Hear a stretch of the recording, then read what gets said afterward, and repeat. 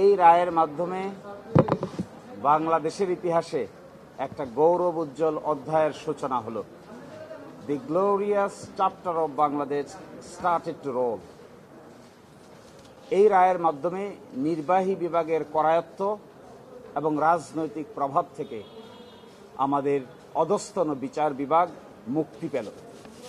একই সাথে আমাদের বিচার বিভাগের অধস্তন অফিসাররা তারা তাদের আত্মমর্যাদা এবং সম্মান ফিরে পেল, যা ইংরেজিতে বলে self Prestige and dignity restored হল। আজকে এই রায়ের মাধ্যমে মূলত সংবিধানের 116 অনুচ্ছেদ, যা নাকি অরিজিনাল সংবিধানে ছিল, তা পুনরুজ্জীবিত করা হলো।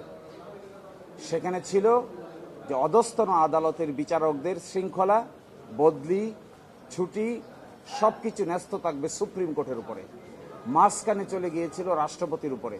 আজকের এই রায়ের মাধ্যমে পুনরায় সুপ্রিম কোর্টের উপর ন্যস্ত করা হলো। একই সাথে 2017 সালে সাবঅর্ডিনেট বিচার বিভাগীয় অফিসারদের জন্য যে ডিসিপ্লিনারি রুলস করা হয়েছিল, এই রুলস অসাংবিধানিক ঘোষণা করা হয়েছে এবং আগামী 3 মাসের মধ্যে সেপারেট জুডিশিয়াল সেক্রেটারিয়েট গঠন করার জন্য নির্দেশ দেওয়া হয়েছে। রায় প্রাপ্তির দিন থেকে 3 মাসের মধ্যে আলাদা বিচার বিভাগীয় সচিবালয় প্রতিষ্ঠার নির্দেশনা দেওয়া হয়েছে এবং এটি একটি সার্টিফিকেট দিয়েছেন সুপ্রিম হাইকোর্ট যে এটি খুবই সাংবিধানিকভাবে অত্যন্ত গুরুত্বপূর্ণ বিষয়। এই জন্য এটি সরাসরি আপিল যেন হয়, সেই জন্য সার্টিফিকেট ইস্যু করেছেন।